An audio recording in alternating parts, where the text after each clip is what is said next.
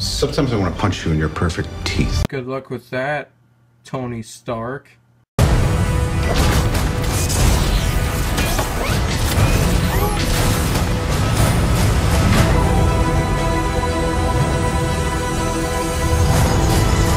Captain America: Civil War is the 13th entry into the Marvel Cinematic Universe and is directed by the Russo brothers.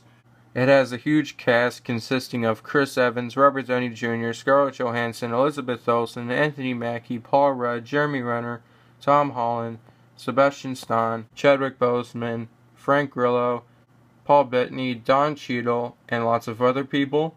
And it's really hard to explain the plot without spoiling anything. So long story short, a tragedy happens, the Avengers are forced to split up, and for some reason, they fight each other. Even though this film had its problems, I still thought it was fantastic.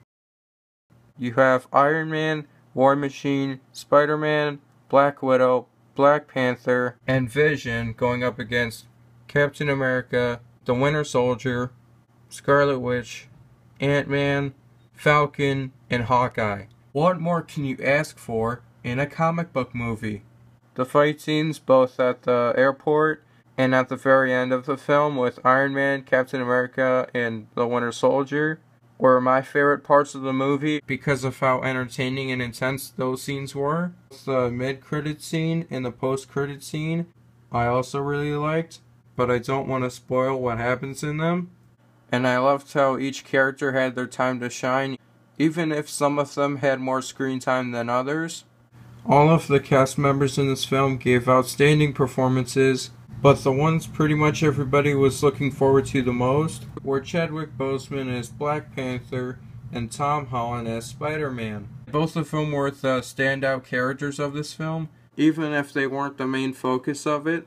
My main problem with Captain America: The Winter Soldier was that there was not that much of the Winter Soldier in that film, but in this film he's in it a lot more, and I love how we get to learn a lot more about his character in this one. Before I saw the film, I was on Team Iron Man. There were some parts of this film that made me want to be on Team Cap, but by the end of it, I was still on Team Iron Man because of what happened, which I don't want to get into because I don't want to spoil anything.